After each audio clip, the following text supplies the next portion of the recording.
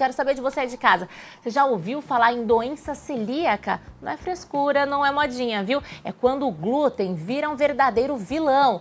Hoje a gente vai descobrir como viver bem e com muito sabor, mesmo sem ele no prato. E quem vai ajudar a gente nessa é a nutricionista Laís Saragioto. Seja muito bem-vinda, Laís. Obrigada pelo convite. Bora começar então a entrar nesse assunto. Eu tava comentando aqui nos bastidores, né, que eu não sabia dessa doença, nem sabia que ela existia. Eu quero saber o que é exatamente então a doença celíaca e se é a mesma coisa que intolerância a glúten. Vamos lá então. A doença celíaca ela é uma doença autoimune, então é uma doença que começa no intestino. Então por isso que a gente sempre tem que pensar é olhar esse intestino com outros olhos, porque como a gente fala, né, que o nosso intestino ele é feito em blocos. E esses blocos tem que estar todos bem juntinhos, para evitar que alguns alimentos não passem e não caiam na corrente sanguínea. Quando a gente desenvolve uma doença autoimune, é como se esses blocos estivessem frouxos. E querendo ou não, os alimentos passam e acabam agredindo o organismo, acabam inflamando cada vez mais esse intestino. Então a gente tem que olhar com outros olhos mesmo esse intestino em si. E é diferente de uma intolerância ao glúten. Olha só. Na doença celíaca, realmente a gente não pode consumir nenhum alimento que tenha a proteína do glúten, né?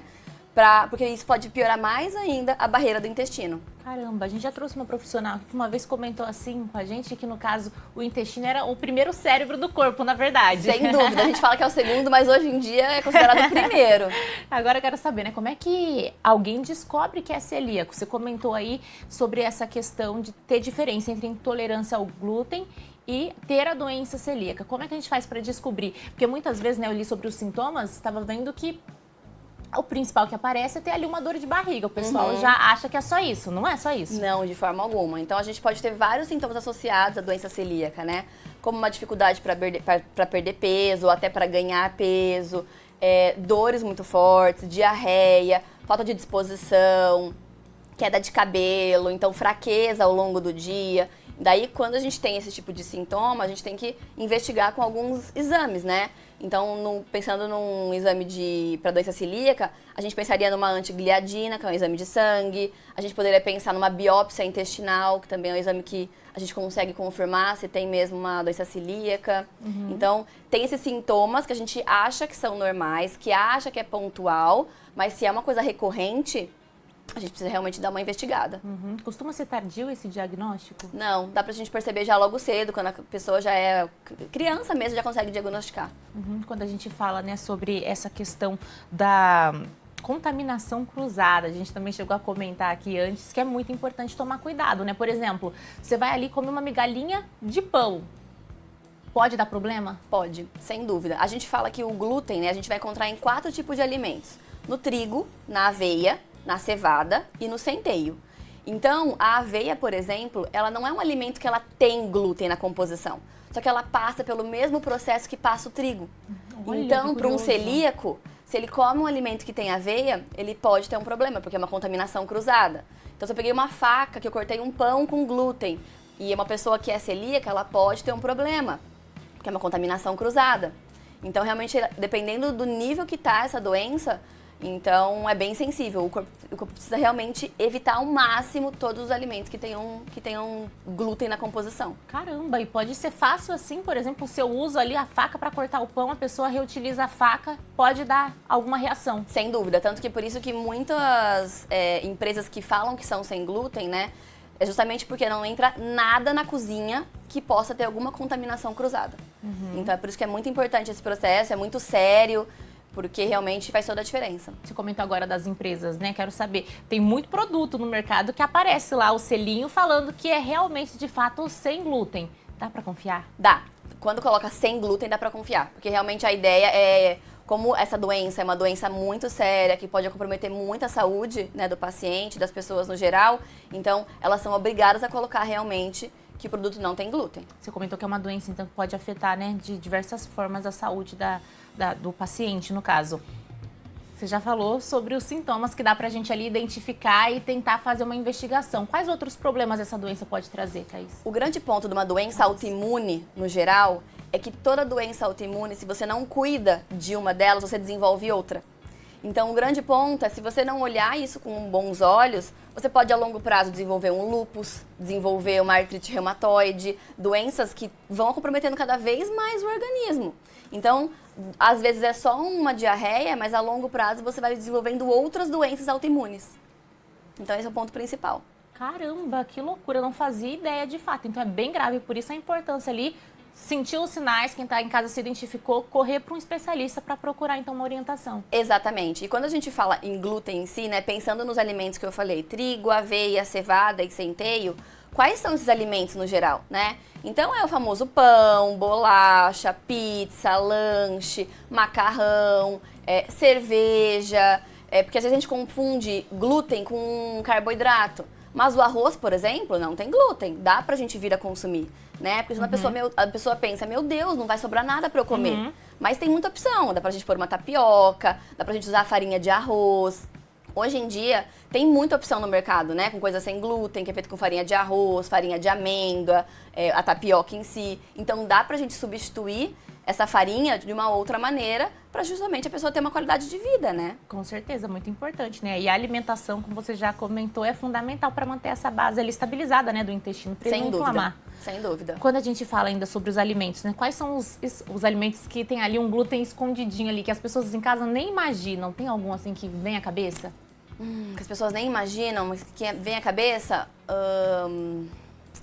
Molho pronto. Molho pronto, como que chama pra gente poder... Fermento. Olha tem glúten. só, o fermento tem glúten, então. Tem que Então, passar longe. Tem que passar longe. E aí é o que eu sempre falo, né? Óbvio que depende do nível que tá a sua doença. A gente nunca vai curar uma doença celíaca, mas a gente consegue entrar em remissão. Então, quando a gente entra numa remissão da doença, a gente consegue usar um pouco alguma coisa, então realmente usar um fermento e não tem nenhum problema. Mas o ponto é a gente fazer o corpo entrar em remissão. Quando a gente fala, né, sobre essa questão ainda da alimentação, parar de comer glúten, quem tem esse tipo de doença, é o melhor caminho? No começo, sem dúvida. Então, a gente tem realmente que parar de comer glúten, mas tem que cuidar da barreira do intestino, né? Então, a gente tem que usar alguns alimentos para poder estruturar melhor essa barreira do intestino. Um probiótico, prebiótico, caldo de ossos para pessoa que tem uma doença autoimune, né? Que é um caldo que a gente faz com o osso mesmo, o osso buco. É uma opção super legal. Então, é como se fosse uma sopa de legumes feita com caldo de ossos, feita com osso buco. É um colágeno muito bom para a barreira do intestino. Então, a gente tem que tirar o que está piorando esse intestino e cuidar dessa barreira. E mesmo que os sintomas sumam assim, a pessoa precisa manter essa dieta mais regrada sem comer mais glúten? Sim, com certeza. Precisa manter. Quando a gente fala, né, sobre essa questão de cortar o glúten, minha diretora estava comentando que está super em alta, né? Para emagrecer, o pessoal está assim pesquisando no TikTok sem procurar um especialista para entender melhor o que isso significa. Mesmo que a pessoa seja saudável e não tenha essa doença, por exemplo, isso faz bem para a saúde? No geral, eu sempre falo que é sim interessante a gente diminuir o consumo do glúten, porque querendo ou não, o brasileiro, a gente consome demais o glúten, né? De manhã é um pãozinho, lanche da manhã é uma bolachinha, no almoço é um macarrão, à tarde é outra bolachinha, à noite é um pão. Então, é muito pão ao longo do dia, é muita farinha branca ao longo do dia. E eu sempre falo que o potinho transborda. Então, uma hora o corpo não vai aguentar. Então, o grande ponto é diminuir o consumo. Isso para saúde, para emagrecimento, para longevidade, é super importante. Porque assim o potinho não transborda, né? Então, se eu comi hoje de manhã um pão, eu vou evitar no almoço, eu vou evitar no jantar, porque assim o corpo consegue abaixar e consegue metabolizar. Porque senão é toda hora um potinho, toda hora uma dose, a longo prazo o corpo não aguenta. E aí que vem os problemas, né? Porque, querendo ou não, a proteína do glúten é uma proteína que vai inflamar. Quando a gente fala inflamação, é porque vai agredir a parede do intestino. E aí, uma das consequências da inflamação é o ganho de peso. No caso aí, quem consome muita alimentação, né? A alimentação é cheia aí de alimentos com glúten, no caso. A pessoa pode correr o risco de desenvolver essa doença ou não? Não, ela não vai desenvolver a doença celíaca, ela pode desenvolver uma intolerância ao glúten. Isso com certeza ela pode vir a desenvolver ao longo do tempo. E no caso, né, se por exemplo, minha mãe tem essa doença, eu corro o risco de ter essa doença? É maior a chance? É maior a chance. É o que eu sempre falo, né? Quando a gente pensa em predisposição genética, não é porque a sua mãe tem que você vai vir a ter. Mas se você tiver os mesmos hábitos de vida que ela tem, querendo ou não, você já tem alguma parte hormonal, né? A parte de genética já um pouco mais predisposta a desenvolver, você pode vir a ter se você não mudar os seus hábitos de vida. Com certeza. E falando agora, né, sobre essa questão da vida social de quem tem essa doença, acho que é mais complicado, né? Sair assim para restaurantes, por exemplo, a vida fica um pouquinho mais difícil quando a gente fala disso. Sem dúvida. O bom é que hoje em dia tem muitos restaurantes que ajudam, né, nesse processo de quem não pode consumir glúten, mas pelo menos por um tempo, até o corpo entrar em remissão com relação a essa doença, realmente tem que ser um pouco mais restrito mesmo. Daí tem que tomar cuidado onde vai, o que vai comer, ou se alimentar em casa antes de sair. Então tem que ser bem mais criterioso aí na hora de fazer escolhas. Você comentou também, né, lá no início da nossa entrevista, que as crianças tendem a ser diagnosticadas cedo, né? Essa doença tem um diagnóstico cedo. Quando a gente fala da criança, é mais difícil controlar ali a alimentação. Vai para a escola, tem um lanchinho da escola, como é que faz, Thaís? Eu atendo algumas crianças, né, que já passaram por esse processo. Então, o grande ponto é trabalhar para a conscientização dessa criança, porque ela começa a sentir no corpo dela, né? Então, ela percebe que ela tem dor de barriga, ela não se sente muito bem, ela tem muita diarreia. Então, o ponto é sempre trabalhar com essa criança para ela entender que ela vai ter que evitar. Então, não tem muito como a gente fugir disso, sabe? E realmente deixar o máximo possível de opções para ela poder não sofrer tanto na escola, né? Então, conscientizar ela para ela evitar o consumo e dar opções hoje em dia de alimentos sem glúten. E essa questão, né, da saúde, do bem-estar tem cada vez estado mais em alta, assim. Então a gente tem visto muito essa tendência de o pessoal buscar melhorar de fato a alimentação, não só por conta da doença em si. Isso é fundamental para qualquer pessoa, né? Eu diria, qualquer pessoa. Independentemente de ter essa doença. Independente, na minha opinião, na minha prática clínica, né, e o estilo de conduta que eu prego, né, a bandeira que eu levanto, vamos dizer assim, é de a gente evitar, assim, esse consumo. Eu sempre falo, se conseguir evitar na semana, final de semana, vida normal, sabe? Dá pra sair, comer sua pizza, tomar sua cerveja, porque a ideia é ter um equilíbrio, né? Mas o grande ponto é que a gente vive num ou 8 ou 80. Ou a gente quer cortar tudo, ou a gente também não quer fazer nada. E aí que mora o perigo, né? Então, para quem não tem a doença celíaca, é legal sim pensar na questão desse consumo, né? O quanto está consumindo, mas de uma maneira que você consiga ter esse equilíbrio. Falando ainda, né, voltando então para quem tem essa doença, dá para ter ali uma vida saudável, uma alimentação bem gostosa, mesmo sem glúten? Com certeza, ainda mais nos dias de hoje, né? Que tem muita opção no mercado. Na minha opinião, o macarrão sem glúten, por exemplo, que você encontra no mercado, é tão parecido quanto o macarrão normal. Então é mais uma questão mesmo da gente saber procurar, né? Saber olhar rótulo, encontrar na cidade de vocês pessoas que estão fazendo alimentos sem glúten, que é muito comum hoje em dia, né? A gente encontrar pessoas que fazem pão sem glúten, torrada sem glúten. Então fica uma vida muito mais fácil e prazerosa, com certeza. Que bom saber, hein, gente? Então, olha, não tem desculpa para fugir ali da dieta, né? De ter, de fato, uma alimentação menos regrada quando se tem essa doença. E aí, né, sabemos quais são os sintomas, complicar ainda mais a vida e parar, muitas vezes, no hospital por conta desses sintomas. Sem dúvida, sem dúvida. Então é o que eu falo, que a gente acha que é só uma diarreia, né? É só uma dor de barriga, mas a longo prazo você vai desenvolvendo doenças mais sérias ou até os seus sintomas vão agravando também. Então a gente tem sim que tomar um cuidado especial, porque realmente faz toda a diferença. E aí você volta a ter qualidade de vida.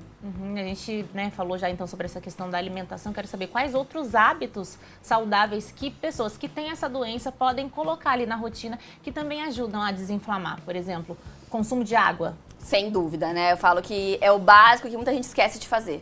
Então não adianta. Quando a gente pensa na questão mesmo de melhorar a mobilidade do intestino funcionar da maneira adequada, tem que ter o consumo bom de fibra, né? Aveia, no caso desse paciente, não, mas chia, psyllium. Então, tem que ter esse consumo de fibra associado ao consumo de água. Porque, querendo ou não, vai ajudar muito a melhorar mesmo a mobilidade do intestino.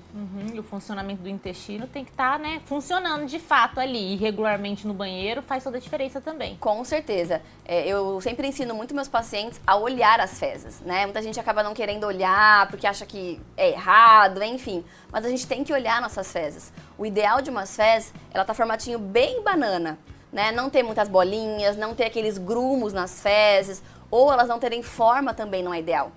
Muita gente acha, por exemplo, que eu vou no banheiro 4 vezes por dia, mas as fezes são super pastosas. Então também não é uma frequência boa. O ideal é de 1 a 2 vezes por dia, mas tendo uma boa consistência. Formatinho banana é o ideal para a gente poder garantir a saúde das nossas fezes, né? Olha só, então ela pode indicar que tem algum problema ali. Sem dúvida. Caramba. Sem dúvida. E curioso. Ai, meu Deus, Laís, tava te chamando aqui de Thaís, perdão, Laís. Fala pra gente, né, quem ainda tiver mais dúvidas sobre esse assunto, onde é que te encontra nas redes sociais? Bom, meu Instagram é Laís, com Z, e Sara Giotto, com 2 T's. Então, diariamente eu dou dicas lá, então eu falo muito sobre alimentação saudável, sobre estilo de vida. E qualquer dúvida que vocês tiverem, pode mandar lá que a gente bate um papo. Olha só, obrigada, viu, pela participação. Prazer falar com você. Eu que agradeço, obrigada pelo convite e até a próxima. Até a próxima.